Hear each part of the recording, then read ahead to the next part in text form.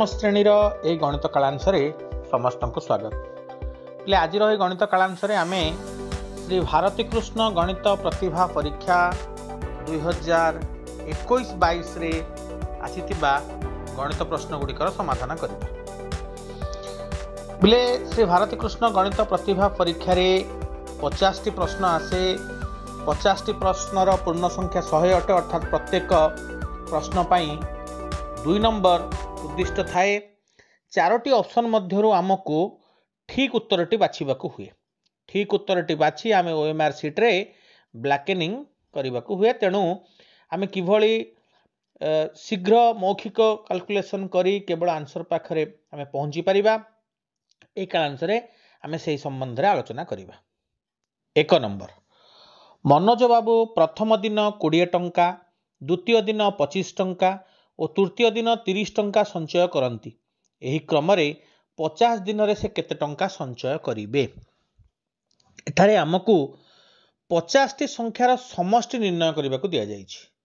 आरंभ संख्याटी होउछि 20, ता परवर्ती संख्याटी होउछि 25, तापरे 30। एठारे देख पिले प्रत्येक संख्या 5 रो गुणितक अटे। 5 5 अंतरे संख्या गुड़िक लेखा जायछि, अर्थात निर्दिष्ट क्रम रे संख्या गुड़िक लेखा जायछि। 20 मिश्रण 25 मिश्रण 30 मिश्रण 35 एही भली हमको 50 टी संख्या लेखा जायछि। वर्तमान हैला प्रश्न शेष संख्याटी केते, अर्थात शेष दिन मनोज बाबू केते टंका संचय करिसंती। संख्यार क्रम को लक्ष्य कले देखिबा, प्रथम संख्याटी हेउछि 5 रो 4 गुण, द्वितीय संख्याटी 5 रो 5 गुण, तृतीय संख्याटी 5 रो 6 गुण, एही भली क्रमशः बढ़ी बढ़ी जाइछि। प्रथम 5 रो गुणितक गुड़िक लेखा जाइछि, किंतु प्रथम 3टी गुणितक लेखा जाय नै। 5 10 15 था 3टी छाड़ी चतुर्थ संख्यार गुणितक लेखा जाइछि। ताहाले 50 दिन जेउ संख्याटी हेबो बा शेष संख्याटी हेबो 5 रो 53 गुण। प्रथम संख्याटी जेहेतु 5 रो 4 गुण अछि, तेणु पंचदश संख्याटी 5 रो 53 गुण हेबो, अर्थात 5 गुणन 53 समान 265 हेबो शेष दिन। ताहाले आमे संपूर्ण संख्यार क्रमटी पाई जाइछे। वर्तमान सेमानकर समष्टि निर्णय करिबा।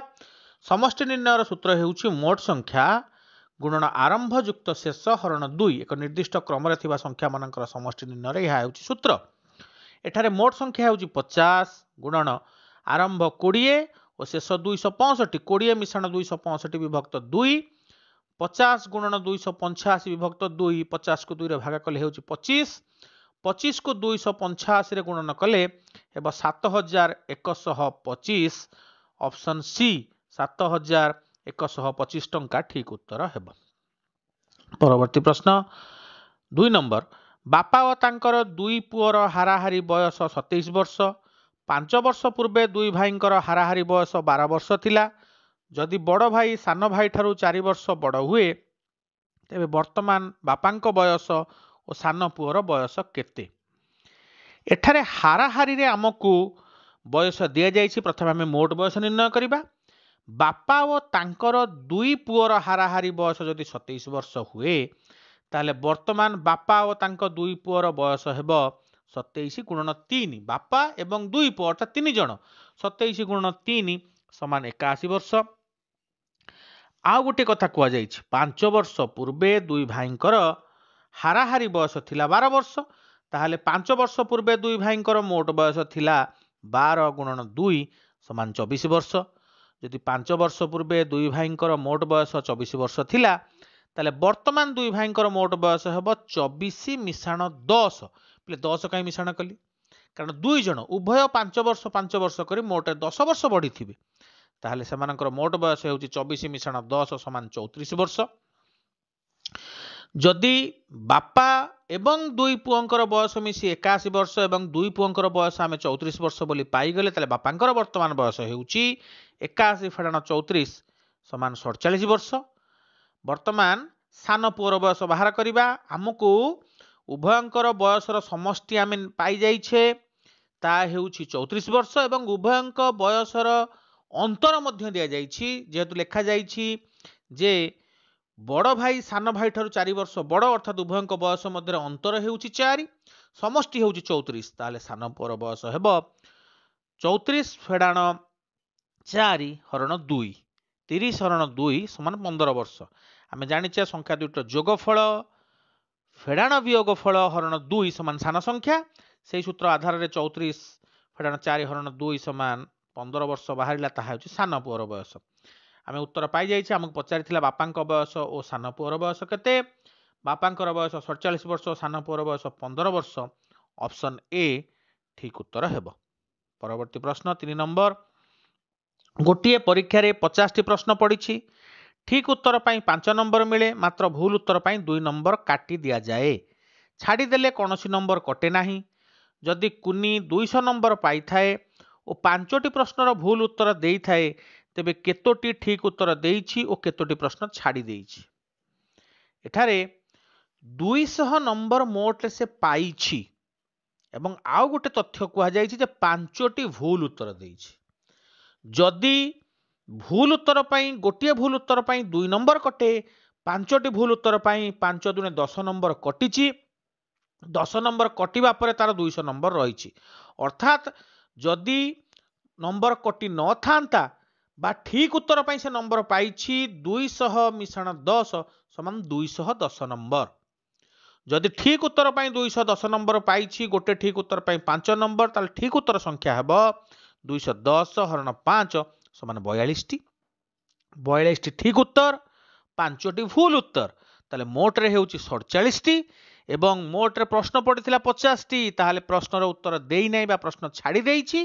50 ଫେଡାଣ 47 ସମାନ 3ଟି।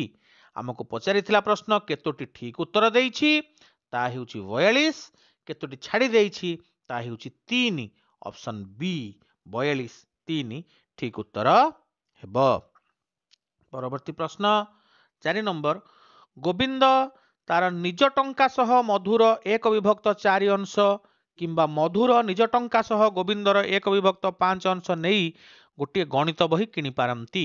ତେବେ ଗଣିତ ବହିର ଦାମ ଅତି କମରେ କେତେ ହେବ? ପିଲାଟି 2ଟି ତଥ୍ୟ ଦେଇଛି। ଗୋବିନ୍ଦ ଟଙ୍କା ମିଶାଣ ମଧୁ ଟଙ୍କାର 1/4, ଯାହା ମଧୁ ଟଙ୍କା ମିଶାଣ ଗୋବିନ୍ଦ ଟଙ୍କାର 1/5 ଅଂଶ ସେଇଆ। କାରଣ ଉଭୟ କ୍ଷେତ୍ରରେ ଟଙ୍କା ଦ୍ୱୟର ସମଷ୍ଟି ହେଉଛି ବହିର ଦାମ।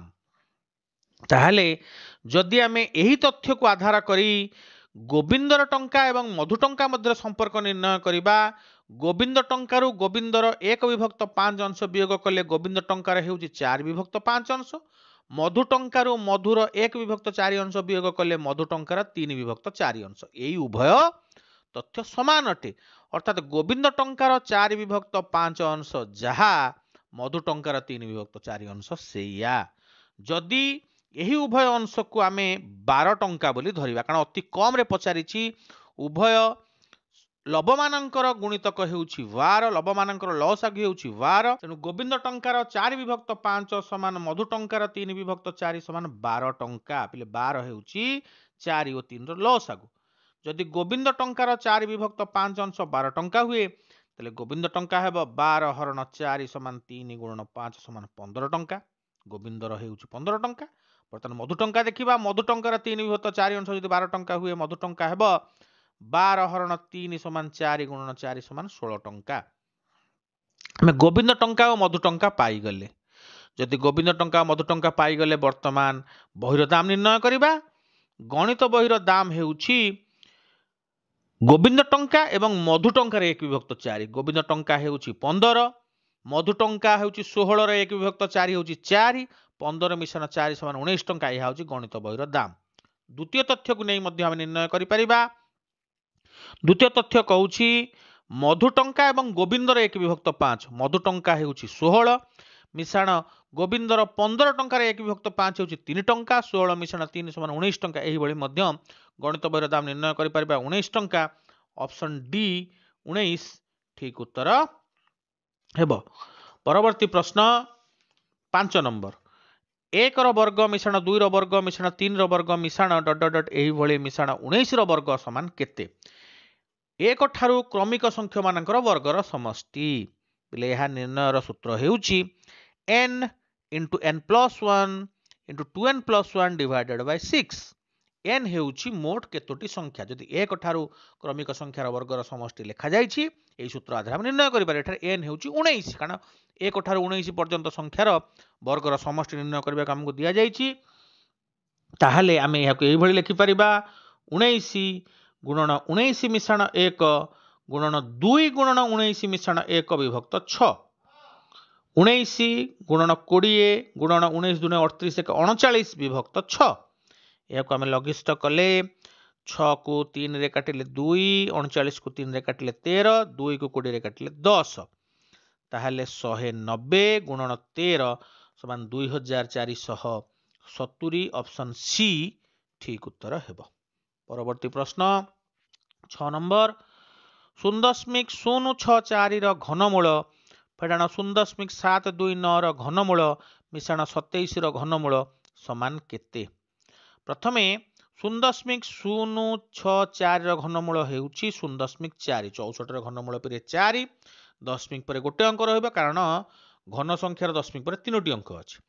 ସେଇଭଳି 729 ର ଘନମୂଳ ହେଉଛି 9 ତେଣୁ 0.729 ର ଘନମୂଳ ହେବ 0.9 27 ର ଘନମୂଳ ହେବ 3 ତାହେଲେ ଆମେ ଯାହା ପାଇଲେ ତାହା ହେଉଛି 0.4 ଫେଡାଣ 0.9 ମିଶାଣ 3 3 ରେ 0.4 ଯୋଗ କଲେ 3.4 ଫେଡାଣ 0.9 ସମାନ 2.5 ऑप्शन बी 2.5 ठीक उत्तर हेबो। परवर्ती प्रश्न 7 नंबर 2 मिशाण 1 विभक्त 1 मिशाण 1 विभक्त 2 मिशाण 1 विभक्त 3 समान केते? यह एक जटिल भग्नांश अटे यह सरल भग्नांश में परिणत करवा सरल भग्नांश परिणत करने तलू ऊपर को क्रिया करवा। प्रथम 2 मिशाण 1 विभक्त 3 अर्थात 2 पूर्ण 1 विभक्त 3 या अप्रकृत कले 7 विभक्त 3 हेब। वर्तमान 1 विभक्त 7 विभक्त 3 1 हरण 7 विभक्त 3 समान 3 विभक्त 7 हेब। वर्तमान देख पिले 1 मिशाण 3 विभक्त 7 अर्थात 1 पूर्ण 3 विभक्त 7 ताको अप्रकृत कले ताहा हेब 10 विभक्त 7।